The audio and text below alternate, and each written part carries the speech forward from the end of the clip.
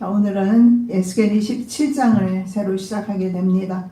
제목의 말씀은 온전히 아름답다고 생각하는 이들에게 주시는 말씀이 되겠습니다.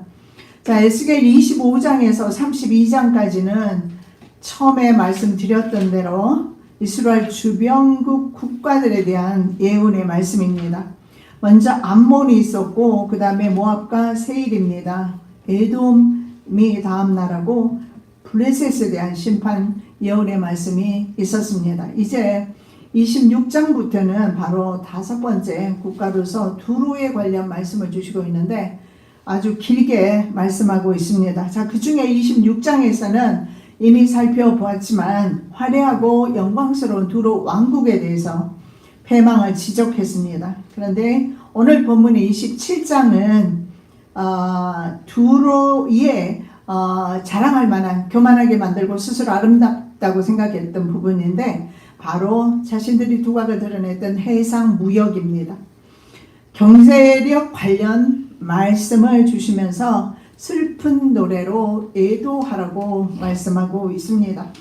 그리고 그 다음 장에 이어지는 28장 1절에서 11절은 역시 두로 왕에 대한 예언의 말씀이고 12절에서 19절까지는 지금 현재는 파멸의 징후나 심판의 그런 징후가 전혀 보이지 않는 번영의 극치를 달리고 있는 두로를 향해서 에스겔은 슬픈 노래 애가를 부르라는 하나님의 요청을 받게 됩니다. 자, 에스겔은 그 당시에 말입니다. 바벨론의 포로로 되어가 있는 상태입니다. 그래서 지리적으로 굉장히 먼 두로라는 지역까지 가서 복음을 전할 수 없었습니다. 그래서 에스겔은 노래를 통해서 하나님의 뜻과 하나님의 마음을 전달하게 됩니다.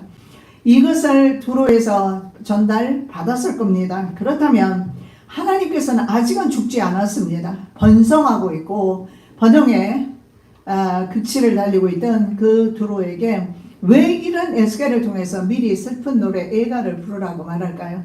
멀쩡하게 지금 아주 성공 가도를 달리고 있는 그 사람의 집에 가서 장송곡을 부른다고 생각해 보십시오. 이게 말이 되는 소리입니까? 근데 왜 하나님께서는 이런 말씀을 주셨을까요? 자, 심판은 이루어질 것에 대해서 여기에서는 두 가지 교훈을 받을 수가 있는데 하나님께서 말씀하셨다면 그 심판은 반드시 이루어질 것이라는 하나님의 의지의 표현입니다. 그리고 그 다음에 두 번째는 파멸로 인해서 주변에 비웃음과 공포의 대상이 되지 말고 36절에 나와 있는 내용이죠. 비웃음과 공포의 대상이 될 것을 미리 말씀하고 있어요. 그래서 그렇게 되지 말라라고 말씀하고 있는 겁니다. 우리 사람만큼 고집센 동물이 없을 겁니다. 그래서 이사야 선지자는 소보다 나귀보다 사람의 고집을 더 고집이 센 것으로 표현하고 있습니다. 동물보다 더 고집이 셉니다. 이렇게 경고의 말씀을 주고 미리 말씀해도 사람들은 자기 생각이 옳다고 생각되었을 때는 그 길로 그냥 쭉 간다라는 겁니다. 자, 27장은 두로 멸망을 선언하는 도입 부분입니다. 여호와께서 에스겔에게 두로를 향한 슬픈 노래 애가를 지어 부르라고 말씀하십니다. 자, 애가는 보통 과거에 어떨 때 불렀느냐면 사람이 죽었을 때 장례식장에서 부르는 슬픈 노래 장송곡입니다. 그리고 또 나라를 잃었을 때 부르는 노래가 애가인데 국가의 멸망을 경험하고 애가를 불렀던 사람이 바로 에레미야 선지자입니다. 그 내용이 바로 에레미야 애가입니다. 자, 에스겔은 조국을 위해서도 망할 때 애곡했지만 이제 이방 나라의 멸망을 위해서도 곡해야 합니다. 우주 만물은 다 하나님의 것이기 때문에 이제는 이방 나라지만 그 나라를 위해서도 하나님을 대신해서 하나님 앞에 울면서 나가야 했던 겁니다. 자, 여호와께서 에스겔이 첫 말씀을 전하는 선지 사역을 하기 전에 먼저 먹으라고 했던 것이 있습니다. 그게 뭐냐면 애가와 애곡과 재앙의 말씀을 먹으라고 그렇게 말씀하셨습니다. 내 입을 벌리며 내가 내게 주는 것을 먹으라 하시기로 내가 보니 한 손이 나를 향하여 펴지고 그 손에 두루마리 책이 있더라. 그가 그것을 내 앞에 펴시니 그 안팎에 글이 있는데 애가와 애곡과 재앙의 말이 기록되었더라. 자, 에스겔이 사역 시작할 때 먹었던 것이 바로 애가였어요. 애곡이었습니다. 애통하는 것이다. 그래서 에스겔은 어쩌면 이 슬픈 그런 노래를 먹으면서, 애가의 말씀을 먹으면서 애가를 자신의 삶 속에 나름대로 체계화시켜 나갔던 것 같습니다. 우리의 마음이 항상 잔치집에 있지 아니하고 장례식장에 있는 것이 바로 현명한 일이라고 주님이 말씀하셨지 않습니까? 자, 에스겔은 아내의 죽음 앞에서도 어떠했습니까? 하나님께서 명령 내리기를 슬퍼하지 말라라고 그랬어요. 조용히 탄식하라고 그렇게 말씀합니다. 그래서 아내가 죽었음에도 불구하고 내놓고 슬퍼하며 울 수도 없었어요. 아내하고 부부관계가 좋지 않은 사람은 오히려 기뻐할 수도 있는 부분이지만 에스겔은 말입니다. 아내와 아주 친밀했다는 사실을 알 수가 있는데 그 아내가 죽었을 때조차도 슬퍼하지 못하고 이제 이 슬픔을 아주 바른 방향으로 흘려보냅니다. 이 바른 방향이 뭘까요? 우리 기독교 장례식은 어떻게 합니까? 다른 곳에는 곡하는 사람 불러 애고 곡하지만 우리 기독교 장례식은 어떻게 합니까? 찬송 부르거든요. 아멘. 그래서 우리의 슬픔을 찬양으로 바꿀 수가 있어요. 그래서 지금 현재 자기 슬픔은 바로 천국에 대한 소망으로 승화시킵니다. 그 안에는 바로 천국에서 함께 만날 수 있기 때문에 그렇습니다. 그래서 이런 것을 에스겔은 이미 이 슬픔을 자기 자신 안에서 체계화시켜 나가면서 자기의 것으로 승화시켜 나갔다는 사실을 볼 수가 있어요. 그래서 에스겔의 사명은 바로 중보하면서 그들을 위해서 대신 우는 사명이다. 여러분, 제가 방금 전에 부탁드린 거 기억하시면서 아멘. 그들을 위해서 울며 하나님 앞에 애통하며 아멘. 나아가는 은혜 있으시기 바랍니다. 아멘. 아직 깊이 있게 하나님의 말씀을 깨닫지 못하기 때문에 본인들은 어쩜 그렇게 깊이 있게 기도하지 못할지라도 우리는 때로는 하나님의 음성 들으면서 하나님 앞에 직고하면서 나갈 수 있지 않습니까? 아멘. 중보가 얼마나 중요한지 아멘. 이 에스겔을 통해서 우리가 보고 있습니다. 에스겔은 바로 그런 슬픈 노래, 자기가 슬픈 일을 당하지 않았지만 물론 자기도 슬프지요. 포로로 붙잡혀 갔으니까. 그러나 자기의 슬픔이 아닌 타인의 슬픔을 위해서 눈물로 기도하며 중보하며 노래한다는 사실을 알 수가 있습니다. 아멘. 자, 에스겔의 울음과 멸망의 선포로 어둠의 땅이 된 그곳에 자, 어떤 일이 일어날까요? 예수님은 그래서 그 땅을 망하게 하는 것이 목적이 아니라는 사실을 알 수가 있습니다. 아멘. 그때 그대로 회개하지 않았고 멸망을 당했습니다만은 그러나 국가는 멸망당했지만 주민들은 좀 살고 있었을 겁니다. 왜냐하면 예수님 때에 바로 그 땅을 찾아가심으로 에스겔 시대의 울음과 눈물과 고통이 이제 어둠의 땅이 바로 복음이 전파되면서 그 땅이 바로 두로와 시돈 땅입니다. 두로와 시돈은 형제 국가인 동시에 같은 국가라 봐도 무방할 것입니다. 그곳에 빛이 비치기 시작합니다. 아멘. 후에는 해변길과 요단 서편 이방에 갈릴리를 영화롭게 하셨느니라. 흑암에 행하던 백성이 큰 빛을 보고 사망의 그늘진 땅에 거하던 자에게 빛이 비치도다. 아멘. 예, 사망의 땅에도 빛이 비추게 되었는데 그 중에 하나가 바로 두로 지역이라는 사실을 알 수가 있습니다. 시돈도 마찬가지입니다. 자, 복음서에 보면 예수께서 마가복음 3장 8절에 보면 두로와 시돈, 데가볼리 지방을 통과하시면서 복음을 전하셨다 증거하고 마가복음 7장 31절에 두로와 시돈 근처에 사는 많은 무리가 주께서 하신 일을 듣고 그에게로 돌아왔다라고 증거하고 있습니다. 그래서 그 후에 예수 믿은 사람은 그래서 그 전에 그들이 어떠한 일을 당했던지 간에 돌이켜 주님께로 돌아왔을 때 그 빛을 경험한다는 사실을 볼 수가 있습니다. 아멘. 자, 만일에 이렇게 말합니다. 예수님이 비유를 드시는데 어떤 비유를 드느냐면 가버나움과 고라신, 베스다 이것은 이방 나라가 아니고 이스라엘 국가 내의 나라 지역입니다. 가버나움과 고라신 그리고 베세다에 행했던 모든 권능을 어디서요? 바로 이 시돈과 두로 지역에서 행했더라면 그들은 벌써 배옷을 입고 제의 앉아 회개했을 것이다. 이렇게 말씀을 합니다. 그리고 심판대의 두로와 시돈이 고라신과 벳세다보다 견디기 쉬울 것이라고 누가복음 10장에 말씀하고 있습니다.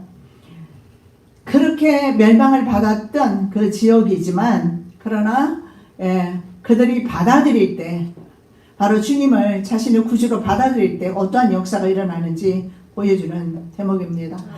그러나 먼저 믿었다고 생각하면서 하나님의 말씀을 거역하고 살아갈 때 유대 민족이 어떠한 결과를 맞이했는지 보면 우리가 알 수 있습니다. 그래서 우리는 먼저 믿었다고 자랑할 것이 아니라 주님과의 관계에서 내가 현재 어떻게 원만한 관계로 지내고 있는가, 이거 정말 중요한 겁니다. 부부 관계에 대화가 없어지고 서로 함께하는 시간도 없고 하면은 벌써 부부 관계는 문제가 있는 거예요. 친밀한 부부관계는 어떤 것입니까? 대화가 많아요. 그리고 모든 일을 서로 쉐어링합니다. 나눠요. 서로 알고 있다는 거죠. 아멘. 기도하는 우리는 바로 하나님의 마음을 알고 하나님도 우리들의 마음을 아시고 아멘. 자, 고라신과 벳세다 가버나움에는 수많은 권능을 행하셨습니다. 말씀을 전했습니다. 행위에 회개와 돌이킴이 없었어요. 결국은 지역의 문제가 아니고 바로 근본적으로 인간의 마음의 문제, 인간 한 사람 한 사람 마음으로 돌이킴이 있어야 된다. 아멘. 그렇게 될 때에 흑암이 빛으로 바뀌어진다는 사실을 알 수 있습니다. 바로 예수님은 생명의 주님이시기 때문에 그래요. 예수님은 부활의 주인공이시기 때문에 그렇습니다. 아멘. 바로 생명과 부활로 우리들에게 먼저 첫째 부활로 본을 보이신 분입니다. 아멘. 자, 예수님의 저주를 받은 세 지역은요 어떨까요? 고라신, 벳세다, 가버나움. 현재까지 폐허가 되어서 발굴 대상으로 남아있다고 합니다. 왜 그럴까요? 하나님의 저주가 임했기 때문에, 예수님의 저주가 임했기 때문에. 예수님께서 감람나무의 열매를 원했으나, 감람나무가 아니죠, 무화과나무의 열매를 원했으나 시기적으로 열매 맺을 때는 아니었어요. 그런데 열매가 없는 것을 보시고 저주하니까 즉각 말라버렸다. 바로 말라버린 거예요. 예수님의 그 저주가 임했기 때문에. 왜 그럴까요? 답은 간단합니다. 예수님을 마음으로 영접하지 않았기 때문에 그런 겁니다. 아멘. 에스겔이 두로를 위해서 애통해야 하는 이유는 두로의 번영과 그로 인한 교만이 오히려 올무가 되어서 파멸을 더욱 심각하게 만들기 때문에 그렇습니다. 그래서 편안히 사는 사람들, 그래도 하나님 없이 괜찮다고 생각하는 사람들, 환란이 올 때 애통하게 된다는 사실을 보여줍니다. 그 모든 교만한 자를 발견하여 낮추며 악인을 그 처소에서 밟아서 그들을 함께 진토에 묻고 그 얼굴을 싸서 어둑한 곳에 둘지니라. 여러분, 에스겔을 보면 참으로 이렇게 우리에게 미래의 소망적인 말씀이 아닌 슬픈 노래라든가 아니면 책망의 말씀이 상당히 많습니다. 그러나 그 책망이 왜 책망을 하게 되는가를 생각해 보셔야 합니다. 책망을 하는 이유는 돌이키라는 의미거든요. 아멘. 그래서 오히려 책망하신다는 것은 하나님께서 사랑하신다는 증거이다. 아멘. 그래서 우리가 예수 믿으면서 이런 일 저런 일 많은 일들이 생길 때 왜 내가 예수를 믿고 나서 더 어려운 일들이 생길까? 당연한 것입니다. 그 가운데서도 주님의 사랑이 함께하고 은혜가 함께하고 있다는 사실을 아멘. 믿으시기 바랍니다. 아멘. 자, 1절에서 11절은요 온전히 아름답다고 생각하는 이들에게 주시는 교훈입니다. 자, 에스겔은 먼저 문단을 연결하기 위해서 7번씩이나 문단을 서로 연결하면서 무슨 말씀을 하느냐? 나 주 여호와가 말하노라. 나 주 여호와, 세 단어를 한꺼번에 사용하고 있어요. 나, 주, 주님입니다. 여호와, 여호와는 하나뿐이신 하나님을 의미하고, 그 다음에 주는 master, 주님, 혹은 뭐 큐리어스에서 주인 된다는 그런 의미가 되겠습니다. 내가 바로 너희들의 주인이고 하나뿐인 하나님이다. 이것을 계속해서 반복적으로 문단마다 말씀을 넣고 있어요. 에스겔은 그냥 적고 있습니다. 나 주 여호와가 말하노라. 나 주 여호와가 말하노라. 제발 좀 듣고 회개하고 돌이키라고 아멘. 말씀하고 있는 거예요. 아멘. 심판의 주체가 바로 여호와 자신임을 드러내고 있습니다. 두로는 과거에 다윗과 솔로몬 통치 시기에 성전과 그리고 궁궐을 짓기 위해서 건축자재를 보내면서 충분히 여호와의 이름을 들었을 겁니다. 나 듣지 못했다 말할 수가 없습니다. 그런데 에스겔은 주 여호와의 이름으로 그들에게 심판을 말하고 있는 겁니다. 1절입니다. 여호와의 말씀이 내게 임하여 가라사대. 한글 성경은요, 바로 주 여호와께서 같이 말씀하시되, 혹은 주 여호와의 말씀에, 이렇게 좀 표현은 다르지만 같은 말씀이 계속 반복적으로 나타나요. 무슨 말입니까? 내가 너의 주권자고 아멘. 심판을 명하는 것도 바로 나다. 아멘. 그러므로 내게 돌이켜 회개하고 순종하라고 계속해서 촉구하고 있는 것입니다. 아멘. 자, 에스겔은 27장 1절에서 11절까지 첫 번째 노래에서 두로를 한 척의 배로 그렇게 비유하고 있습니다. 왜냐하면 두로 사람들이 바위섬에서, 바위섬은 그 바다 안에 있는 섬입니다. 그곳에서 완벽한 배를 만들기 위해서 엄청난 수고와 노력을 합니다. 왜냐하면 초기 조선 그 배를 건조하는 그 기술이 말입니다.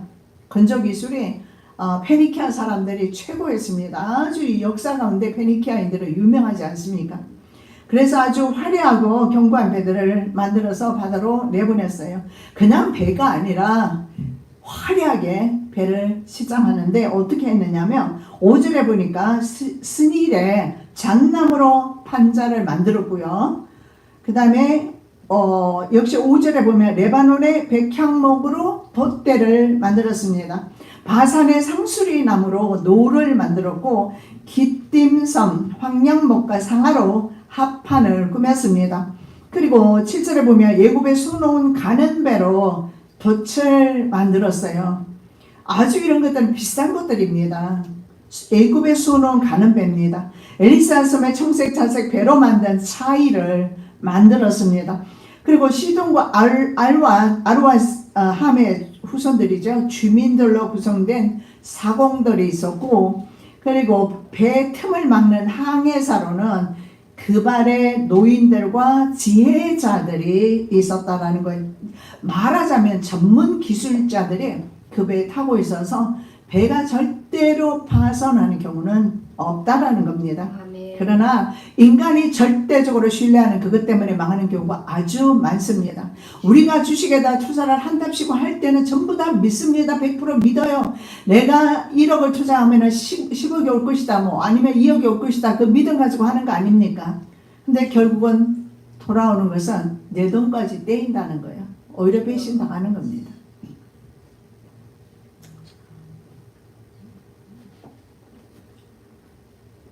그리고 10절 11절에 보면 바사는 페르시아입니다. 룻과 풋과 아르와 사람들, 용병으로 그 나라를 지키고 있는 용병입니다. 군인들로 유명한 바사 룻 이런 사람들을 군인들로 용병으로 삼았습니다. 자, 도시 중심에 모인 지혜자들을 선장으로 삼아서 두로라는 완벽한 배가 있었다, 이렇게 지금 에스겔은 말씀하고 있는 겁니다. 두로라는 완벽한 배, 두로호입니다. 이 두로호의 완벽한 배 한 척 침몰했다. 하나님이 말씀하셨으니까. 아멘. 자, 인류 초기 조선업이 가장 발달된 나라 두로.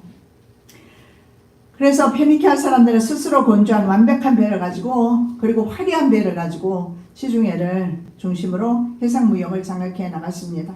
그래서 스스로 완벽한 아름다움을 자랑을 할 만했습니다. 실제로.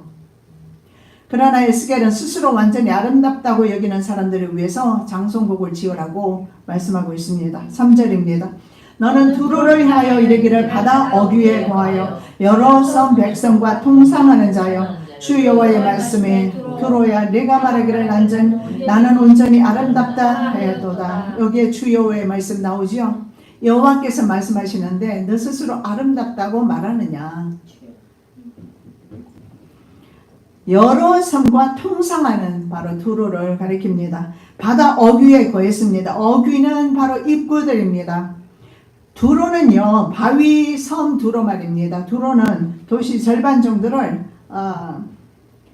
육지에 건설했고, 그리고 육지에서 한 800m 떨어진 바위섬에 또 하나 바위섬을 건설합니다. 그곳에서 배를 건조했어요.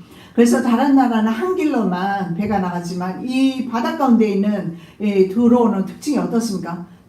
동서팔방 사방에서 배를 내보낼 수가 있는 그런 굉장히 지리적으로 중요한 그런 위치에 있었다라는 사실, 섬이라는 것 때문에 굉장히 많은 배들을 마음껏 내보낼 수 있었다. 그래서 바다 어귀에 거한다고 말씀하고 있고, 여러 섬 백성과 통상하는 자로 나와 있습니다. 그리스와 헬라 제국으로 나타나고, 성경에는 바로 헬라 제국은 동에 해당이 되면서 표범 나라였던 바로 그리스, 아시아 사이에 위치해서 이런 지리적 여건으로 당시의 레반트 지역입니다. 이 레반트 지역이라는 것은 시리아, 레바논, 현재 우리가 보고 있는 이스라엘, 이런 나라들을 다 포함한 바로 동쪽 지중해가 길게 되어 있어요. 왼쪽으로 가면 유럽이 나오지만 오른쪽에는 바로 이런 레반트 지역이 있어요. 이스라엘을 포함한 지중해 연안 국가들입니다. 동쪽에 있는 지중해 연안 국가들이에요. 이 레반트 지역의 교역은 물론 했고요. 육상 교역까지 하면서 거대한 상업 중심지, 시장 도시의 역할을 했습니다. 그곳은 바로 모든 지역에서 오는 상인들의 집합소였습니다. 그래서 이사야 선지자는 동서양을 막론하고 모든 나라들과 이렇게 무역을 하는 두로를 열국의 시장이라고 불렀습니다. 이사야 23장 5절입니다. 시올의 곡식 곧 나일의 추수를 큰 물로 수온하여 드렸으니 열국의 시장이었다. 두로를 가리키고 있습니다.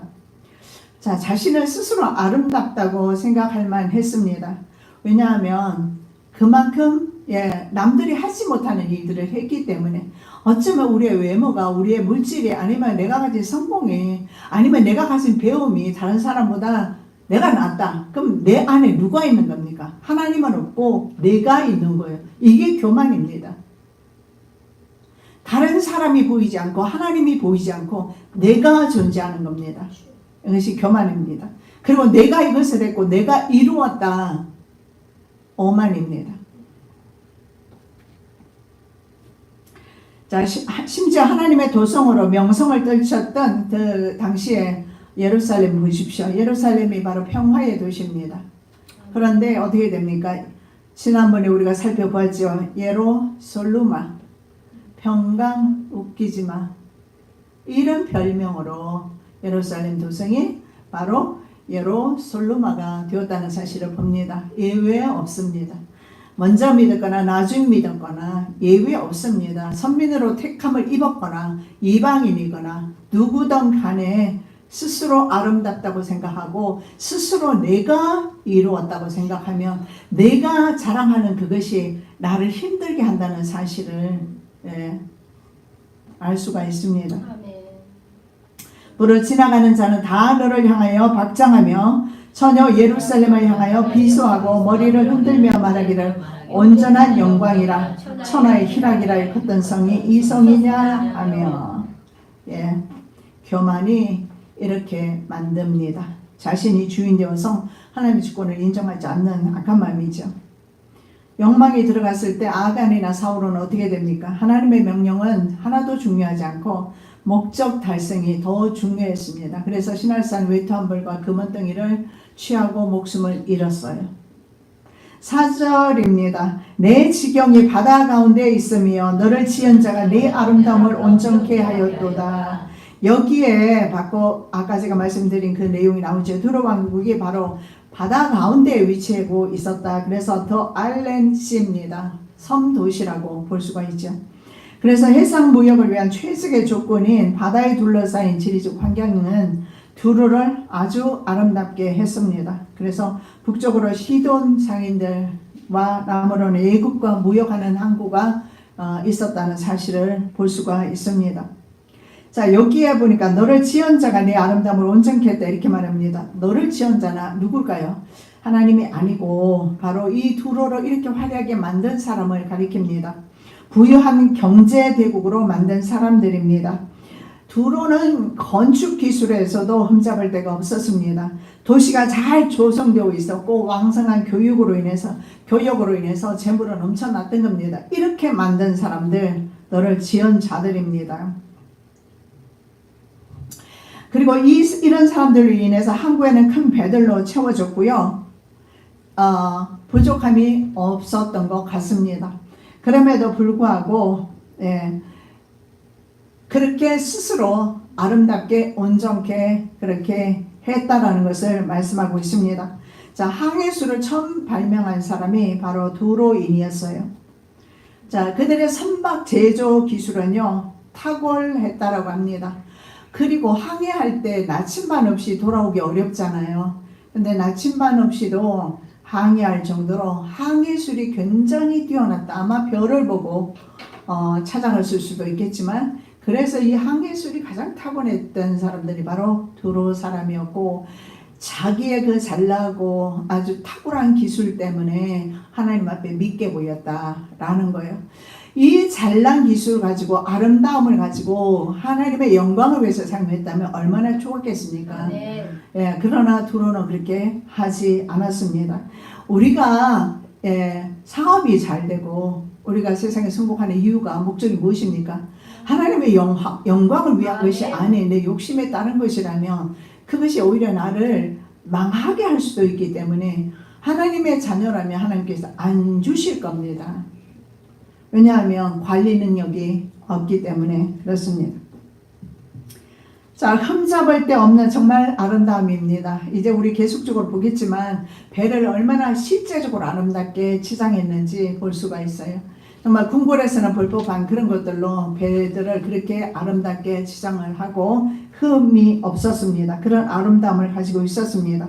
남들보다 외모가 아름답거나 지혜와 지식이 많거나 모든 점에서 남들보다 내가 낫다라고 생각하면 그 순간부터 교만에 빠진다는 사실을 기억하시면서 교만은 언제나 no thanks 물리치시는 저와 여러분 되시기 바랍니다. 살아계신 아버지 하나님 참으로 감사합니다. 자신의 스스로 아름답다고 생각할 때 우리는 넘어집니다. 교만하지 않게 도와주시옵시고 두로처럼 하나님께서 회개를 촉구할 때 기회를 놓치지 아니하는 은혜가 있게 도와주시옵소서. 언제나 주님 앞에 그저 무익한 종으로서 하나님의 자녀 삼아 주신 것에 대한 감사와 찬양이 넘치게 도와주시옵시며 사탄이 좋아하는 그 교만을 버리게 도와주시고 오직 주님의 종으로서 참된 믿음 가운데서 승리의 삶을 살게 하여 주시옵소서. 거룩하신 예수 그리스도의 이름으로 기도드립니다. 아멘. 하늘에 계신